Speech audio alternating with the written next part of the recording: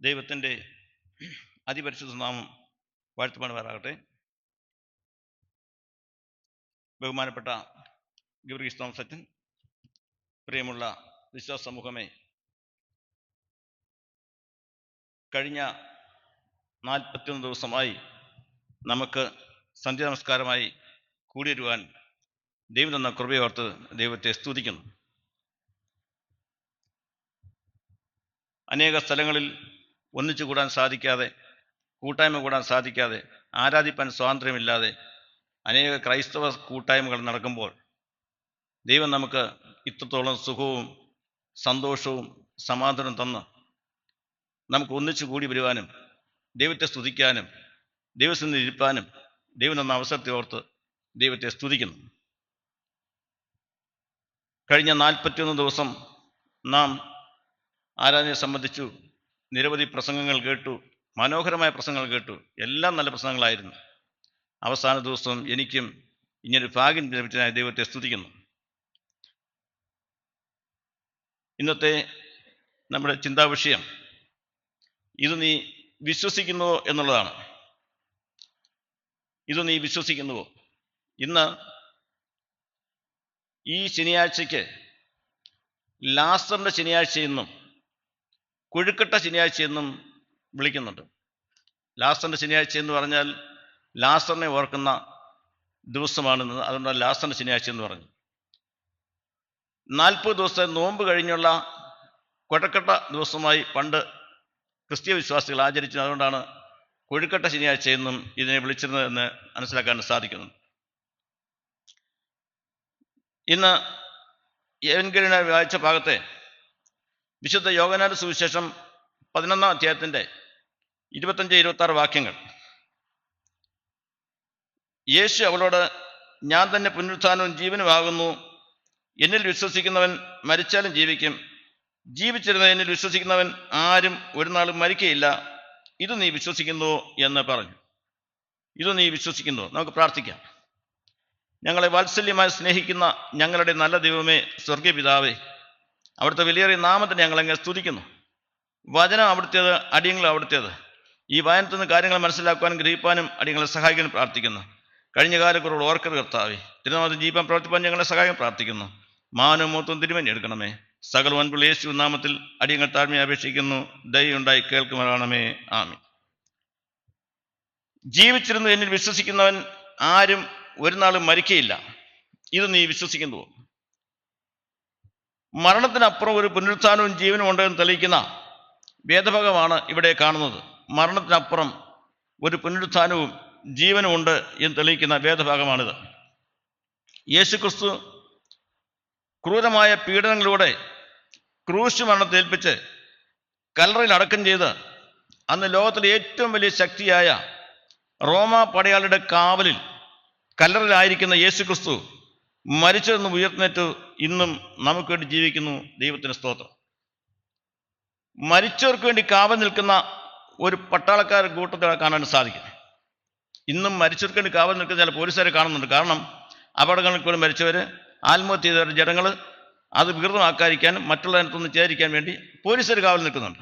എന്നാൽ ഇവിടെ മരിച്ച് ഗവൺമെൻറ് അധികാരപത്രത്തോടു കൂടി കല്ലറയിൽ അടക്കം ചെയ്ത ഒരു വ്യക്തിക്ക് പട്ടാളം കാവൽ നിൽക്കുക എന്ന് പറഞ്ഞാൽ അതിൻ്റെ പ്രത്യേകത മനസ്സിലാക്കേണ്ടതായിട്ടുണ്ട്. അങ്ങനെ ശക്തമായ പട്ടാളത്തിൻ്റെ കാവലുണ്ടായിരുന്നിട്ടും മരിച്ചതെന്ന് ഉയർന്നേറ്റ യേശു ക്രിസ്തു ഇന്ന് നമുക്ക് വേണ്ടി ജീവിക്കുന്നു. അതാണ് നമ്മുടെ പുനരുത്ഥാനത്തിൻ്റെ ശക്തി എന്ന് മനസ്സിലാക്കാൻ സാധിക്കും. ആ പുനരുത്ഥാനത്തിലാണ് നാം വിശ്വസിക്കേണ്ടത് എന്ന് മനസ്സിലാക്കാൻ സാധിക്കും. എന്താണ് വിശ്വാസം? വിശ്വാസത്തെക്കുറിച്ച് പറഞ്ഞാൽ നിഘണ്ടു പറയുന്നത് ഒരു വിശ്വാസ പ്രമാണത്തോടോ മതത്തോടോ നമുക്കുള്ള ആശ്രയം, സ്നേഹം അഥവാ ആത്മാർത്ഥത അല്ലെങ്കിൽ സമർപ്പണം, ഇവയെ വിശ്വാസം എന്ന് പറയുന്നു. നിഘണ്ടുവിൽ പറയുന്നതാണ് വിശ്വാസത്തിൻ്റെ പ്രതിവചനം. എന്നാൽ ബൈബിൾ പറയുന്നത് എബ്രായർ 11:1 വിശ്വാസം എന്നതോ ആശിക്കുന്നതിൻ്റെ ഉറപ്പും കാണാത്ത കാര്യങ്ങളുടെ നിശ്ചയമാകുന്നു എന്ന് പറയുന്നു. വിശ്വാസം എന്നതോ ആശിക്കുന്നതിൻ്റെ ഉറപ്പും കാണാത്ത കാര്യങ്ങളുടെ നിശ്ചയമാകുന്നു എന്ന് ബൈബിൾ പറയുന്നു. നമ്മൾ ക്രിസ്തു നമുക്ക് വേണ്ടി മരിച്ച് ഉയർന്നേറ്റ് പുനരുത്ഥാനം ചെയ്തുകൊണ്ട് പുനരുത്ഥാനത്തിന് ശേഷമുള്ള ജീവിതത്തെക്കുറിച്ച് വളരെ വ്യക്തമായി ഇവിടെ കാണാൻ സാധിക്കുന്നു. കുറേ വർഷങ്ങൾക്ക് മുമ്പ് എൻ്റെ അനുഭവത്തിൽ ഞാൻ ഒരു കടയിൽ ഇഞ്ഞിരിക്കുമ്പോൾ പത്തനാപുരത്തായിരുന്നു. ഒരു കടയിലിരിക്കുമ്പോൾ അവിടെ ബന്ധുക്കുസ്താർ ഒരു കൺവെൻഷൻ നടന്നുകൊണ്ടിരിക്കുകയായിരുന്നു. ഞാൻ പണ്ടൊരിക്കൽ ഉദാഹരണം പറഞ്ഞിട്ടുള്ളതാണ്. ബന്ധുക്കുസ്താർ കൺവെൻഷൻ നടന്ന് അവരുടെ ഉച്ച സമയത്ത് അവർക്ക് ആളാമ്പ്രതി സുവിശേഷ വേല എന്നൊരു ചടങ്ങുണ്ട്. നമുക്കും പണ്ടുണ്ടായിരുന്നു. നമ്മുടെ കൺവെൻഷനിലൊക്കെ ആളാമ്പ്രതി സുവിശേഷ വേല എന്ന് ഒരു ചടങ്ങുണ്ടായിരുന്നു. അങ്ങനെ ആളാമ്പ്രതി സുവിശേഷ വേലയ്ക്ക് 2 ദേവദാസന്മാർ വന്ന് ഞാനിരുന്ന കടയിൽ വന്നിട്ട് അവരോട് ചോദിച്ചു, യേശുക്രിസ്തു വിശ്വസിച്ചാൽ രക്ഷപ്പെടുമെന്ന് പറഞ്ഞു.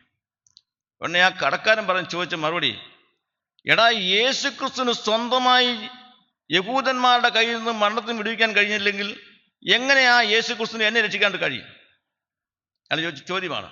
യേശുക്രിസ്തുവിന് സ്വന്തമായി യഹൂദന്മാരുടെ കയ്യിൽ നിന്നും മരണത്തിൽ നിന്നും വിടുതൽ പ്രാപിക്കാൻ കഴിഞ്ഞില്ലെങ്കിൽ ആ യേശുവിന് എന്നെ എങ്ങനെ രക്ഷിപ്പാൻ കഴിയും?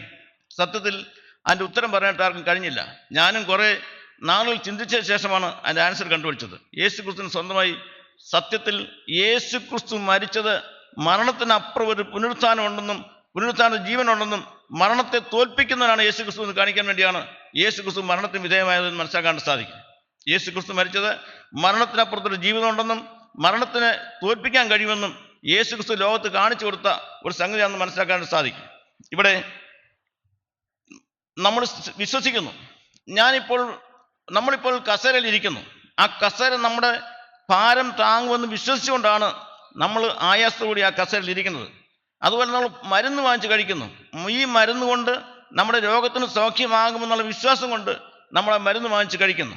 നമ്മൾ അതുപോലെ തന്നെ ഒരു വണ്ടിയിൽ നമ്മൾ മെഡിക്കൽ കോളേജിലോ എയറോട്ടോമിൽ പോകുമ്പോൾ ആ ടാക്സി ഡ്രൈവർ നമ്മളെ അവിടെ കൊണ്ടാക്കി തിരിച്ചു കൊണ്ടുവന്നതിന് ശേഷം നമ്മൾ പൈസ കൊടുക്കുമെന്നുള്ള വിശ്വാസത്തോടുകൂടി തന്നെയാണ് ആ ഡ്രൈവർ നമ്മളെ കൊണ്ടുപോകുന്നത്. ഇതുപോലെ വിശ്വാസം നമ്മുടെ ജീവിതത്തിൻ്റെ പല ഭാഗങ്ങളിലും പല രൂപത്തിലും പല രീതിയിലും നമ്മൾ വിശ്വാസത്തിനകപ്പെട്ട് ജീവിക്കുന്നതാണ് എന്ന് കാണാൻ സാധിക്കുന്നത്. ഇവിടെ വിശ്വാസ ജീവിതം മനുഷ്യർക്ക് അടിസ്ഥാനപരമായ ജീവിതമാണ്. ഇവിടെ നമ്മൾ കാണാൻ സാധിക്കുന്നത് ഈ യോഹന്നാന്റെ സുവിശേഷം 11-ാം അധ്യായം കാണുന്നത് ലാസറിനെ ഉയർപ്പിച്ച സംഭവത്തെക്കുറിച്ചാണ് കാണാൻ സാധിക്കുന്നത്. ലാസർ ദീനമായി കിടന്ന് മരിപ്പാറായപ്പോൾ ലാസറിന്റെ സഹോദരിമാരും മറിയയും മാർത്തയും യേശുവിൻ്റെ അടുക്കൽ ആളയച്ചു, ഞങ്ങളുടെ സഹോദരൻ മരിപ്പാറായി ദീനമായി കിടക്കുന്നു, വന്ന് സഹായിക്കണമെന്ന് പറഞ്ഞ് യേശുവിൻ്റെ അടുക്കൽ ആളിനെ അയച്ചത് കാണാൻ സാധിക്കുന്നുണ്ട്. യേശു അത് അറിഞ്ഞിട്ടും പിന്നെയും 2 ദിവസം കൂടി കഴിഞ്ഞിട്ടാണ് ബെഥാനിയിലേക്ക് തിരിക്കുന്നതെന്ന് ഈ വേദഭാഗത്ത് കാണാൻ സാധിക്കുന്നു. പിന്നെയും 2 ദിവസം കഴിഞ്ഞിട്ടാണ് ബെഥാനിയിലേക്ക് യേശു ക്രിസ്തു തിരിക്കുന്നത്. യേശു ക്രിസ്തു വളരെ സ്നേഹിച്ച ഒരു കുടുംബമായിരുന്നു ബെഥാനിയിലെ ലാസറിന്റെ ഭവനം. ലാസറിന്റെ ഭവനവും യേശു ക്രിസ്തു നല്ല അഭേദ്യമായ ബന്ധമുണ്ടായിരുന്നു. ആ ബന്ധത്തിൽ നോക്കിയാൽ പോലും ലാസറിന് ദീനമായി കിടക്കുന്നത് അറിഞ്ഞ സമയത്ത് അവിടെ നിന്ന് കൽപ്പിച്ചാൽ പോലും ലാസറിന് സൗഖ്യം വരുമായിരുന്നു. ഇല്ലെങ്കിൽ ഓടി വന്ന് ആ വീട്ടിൽ ഒന്ന് കാലുകുത്തിയാൽ പോലും ലാസറിന് സൗഖ്യം വരുമായിരുന്നു. പിന്നെ എന്തുകൊണ്ടാണ് യേശു ക്രിസ്തു ഒരു 4 ദിവസം കൂടെ കഴിഞ്ഞിട്ട് ഈ ഭവനത്തിൽ വരാൻ കാരണം എന്ന് നമ്മൾ ചിന്തിക്കേണ്ടിയിരിക്കുന്നു. 4 ദിവസം കൊണ്ട് കഴിഞ്ഞിട്ടാണ് യേശു ക്രിസ്തു ഈ ഭവനത്തിലേക്ക് കടന്നു വന്നത്. ദൈവത്തിൻ്റെ മഹത്വം കാണുന്നതിന് വേണ്ടിയാണ് 4 ദിവസം കൂടി കഴിഞ്ഞ് വന്നത്. മരിച്ച ലാസറിനെ മരിക്കുന്നതിന് മുമ്പേ രോഗസൗഖ്യം വരുന്നതിനേക്കാളും മരിച്ച് 4 ദിവസം കഴിഞ്ഞ് ലാസറിനെ കല്ലറയിൽ നിന്ന് ഉയർപ്പിക്കുന്ന ഒരു ദൗത്യത്തിന് വേണ്ടിയാണ് യേശു ക്രിസ്തു അവിടെ വെയിറ്റ് ചെയ്തെന്ന് കാണാൻ സാധിക്കുന്നത്. അങ്ങനെ 4 ദിവസം കഴിഞ്ഞിട്ടാണ്, കല്ലറയിൽ വെച്ച് 4 ദിവസം കഴിഞ്ഞിട്ടാണ് യേശു ക്രിസ്തു ലാസറിനെ ഉയർപ്പിക്കുന്നത്. യേശു ക്രിസ്തു ബെഥാനിലേക്ക് കടന്നു വരുമ്പോൾ മാർത്ത ഓടിച്ചെന്ന് യേശുവിനെ എതിരേറ്റു. കർത്താവേ, നീ ഇവിടെ ഉണ്ടായിരുന്നെങ്കിൽ എൻ്റെ സഹോദരൻ മരിക്കയില്ലായിരുന്നു എന്ന് പറയുന്നു. കർത്താവേ, നീ ഇവിടെ ഉണ്ടായിരുന്നെങ്കിൽ എൻ്റെ സഹോദരൻ മരിക്കയില്ലായിരുന്നു. നിന്റെ സാന്നിധ്യം ഇവിടെ ഉണ്ടായിരുന്നെങ്കിൽ ഞങ്ങൾക്ക് വിപത്തുനിന്ന് ഒഴിയാമായിരുന്നു എന്നാണ് മാർത്ത അവിടെ യേശു ക്രിസ്തു മുമ്പിൽ വിലപിക്കുന്ന വിലാപം. കർത്താവേ, നീ ഇവിടെ ഉണ്ടായിരുന്നെങ്കിൽ എൻ്റെ സഹോദരൻ മരിക്കയില്ലായിരുന്നു. യേശു ക്രിസ്തു പറഞ്ഞു, അവൻ മരിച്ചില്ല, നിദ്ര കൊള്ളുക അത്ര ചെയ്യുന്നത്. അങ്ങനെ യേശു ക്രിസ്തു പറഞ്ഞു, അവൻ എവിടെ വെച്ചതെന്ന് ചോദിച്ചു. അങ്ങനെ 4 ദിവസമായി നാറ്റം വെച്ചിട്ടുണ്ട്, ഇനി അവൻ്റെ പോകണ്ടെന്ന് പറഞ്ഞിട്ടും അല്ല, അവൻ എവിടെ വെച്ചത് കാണിക്കാൻ പറഞ്ഞു. യേശു ക്രിസ്തു കല്ലറയിൽ വെച്ച് അതിൻ്റെ മുകളിൽ വലിയ കല്ലും വെച്ചിരുന്നു. കല്ലറ തുറക്കാൻ കൽപ്പിച്ചു. കല്ലറ തുറന്നു. ലാസറെ പുറത്തു വരിക എന്ന് പറഞ്ഞു. ലാസറ് പേർത്തൊന്ന് ലാസറിൻ്റെ കെട്ട് കഴിക്കാൻ പറഞ്ഞു. അങ്ങനെ ലാസർ കല്ലറിന് പുറത്തുനിന്ന് കാണാൻ സാധിക്കുന്നു. പ്രിയമുള്ളവരെ, ഈ ലാസർ മരിക്കുന്നതിന് മുമ്പേ യേശു ക്രിസ്തു വന്ന് അവിടെ നിന്ന് ലാസറിൻ്റെ രോഗത്തിന് സൗഖ്യം വരുന്നെങ്കിൽ ഈ മഹത്വം ഇവിടെ കാണിക്കാൻ സാധിക്കത്തില്ലായിരുന്നു. ഈ 11-ാം യോഹന്നാന്റെ സുവിശേഷത്തിൽ 11-ാം അധ്യായം ഉണ്ടാകത്തില്ലായിരുന്നു. ലാസർ മരിച്ച് 4 ദിവസം കഴിഞ്ഞ് ലാസറിനെ ഉയർപ്പിച്ചപ്പോഴാണ് ദൈവത്തിൻ്റെ മഹത്വം ലോകം കാണാനിടയായത്. മരിച്ച ലാസറിനെ ഉയർപ്പിച്ച സംഭവം ലോകം കാണാനിടയായത്. അതുകൊണ്ട് ദൈവത്തിൻ്റെ വാഗ്ദത്തങ്ങൾ വിശ്വസിക്കുന്ന ആരും ഈ ലോകത്തിൽ രചിച്ചു പോകാതെ അതുമൂലം നിത്യജീവനിലേക്ക് കടക്കാനായിട്ട് സാധിക്കും എന്ന കാര്യം മനസ്സിലാക്കാൻ സാധിക്കും. ദൈവം കൊടുത്തിരിക്കുന്ന വാഗ്ദത്തം ഒന്നും തെറ്റിട്ടില്ല. നമുക്കറിയാം, അബ്രഹാം ദൈവത്തോട് ചോദിച്ചു, എനിക്ക് മക്കളില്ലെന്ന് പറഞ്ഞപ്പോൾ ദൈവം അബ്രഹാമിനെ വിളിച്ച് പുറത്തോട്ടിറങ്ങി ചോദിച്ചു, ആകാശത്തെ നോക്കാൻ പറഞ്ഞു, നക്ഷത്രങ്ങൾ എണ്ണുവാൻ പറഞ്ഞു, ഈ നക്ഷത്രങ്ങളെക്കാൾ ഉപരി നിന്റെ സന്തതി ലോകത്ത് പെരുകുമെന്ന് പറഞ്ഞു. എന്നിട്ടും അബ്രഹാം 100 വയസ്സ് വരെ കാത്തിരുന്ന ഒരു കുഞ്ഞിന് ലഭിക്കാൻ വേണ്ടി. ദൈവത്തിൻ്റെ വാഗ്ദത്തം 100 വർഷം കഴിഞ്ഞായാലും ദൈവം ആ വാഗ്ദത്തം നിറവേറ്റി കാണാൻ സാധിക്കും. അതുകൊണ്ട് അബ്രഹാം വലിയൊരു ജാതിയുടെ പിതാവായി, വിശ്വാസികളുടെ പിതാവായി അബ്രഹാം തീർന്നെടുത്ത് കാണാൻ സാധിക്കും. അതുപോലെ തന്നെയാണ് ഇസ്രായേൽ മക്കളെ മിസ്രയീമിൽ നിന്ന് വിടുതൽ. 400 വർഷക്കാലം മിസ്രയീമിന് അടിമകളായി കഴിഞ്ഞ ഇസ്രായേൽ മക്കളെ വിടുവിക്കാൻ വേണ്ടി 10 ബാധകൾ അയച്ചു. ഒരു ബാധ കൊണ്ട് വേണേൽ വിടുവിക്കാമായിരുന്നു. 10 ബാധകൾ അയച്ച് ഇസ്രായേൽ മക്കളെ മിസ്രയീമിൻ്റെ അടിമത്തിൽ നിന്ന് വിടുവിച്ചു. അവർ വന്ന വഴിക്ക് അവർ ചെങ്കടൽ കടക്കാനായിട്ട് വന്നു. ദൈവത്തിന് വേണമെങ്കിൽ ആ ചെങ്കടൽ തന്നെ പറ്റിച്ച് കളയുമായിരുന്നു, ചെങ്കടൽ കടക്കാൻ വേണ്ടി ഈ അത്ഭുതം കാണിക്കേണ്ടായിരുന്നു.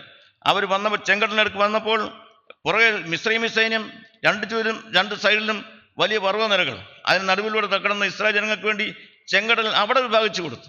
അത് ദൈവത്തിൻ്റെ മഹത്വം കാണുന്നതിന് വേണ്ടിയാണ്. ദൈവത്തിന് വേണമെങ്കിൽ നേരത്തെ ആ കടലിൽ പറ്റിക്കാമായിരുന്നു. പക്ഷേ ദൈവത്തിന് മഹത്വം കാണുവാൻ വേണ്ടി, ആ വിശ്വാസികളുടെ വിശ്വാസം സംരക്ഷിക്കാൻ വേണ്ടി, അവരുടെ ദൈവത്തിന് മഹത്വം കാണിക്കാൻ വേണ്ടി ആ സമയത്ത് അത് ചെങ്കടൽ വിഭജിക്കുന്നതായിട്ട് കാണാൻ സാധിക്കുന്നു. ഇതുപോലെ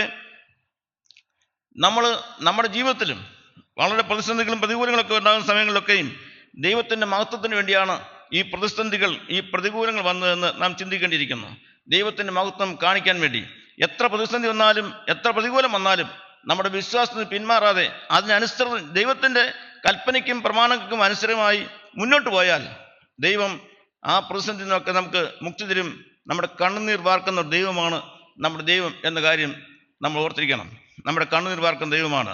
ലാസറിൻ്റെ കുടുംബത്തിലെ അവരെ കണ്ണുനീർ വാർക്കുന്ന ദൈവം നമ്മുടെയും കണ്ണുനീർ വാർക്കാൻ കഴിവുള്ള ദൈവമാണ്. അതുകൊണ്ട് പ്രിയമുള്ളവരെ, നമ്മുടെ ഈ നോമ്പ് കാലങ്ങളിൽ കഴിഞ്ഞ 41 ദിവസവും നിങ്ങൾ മനോഹരമായ പ്രസംഗങ്ങൾ കേട്ടു.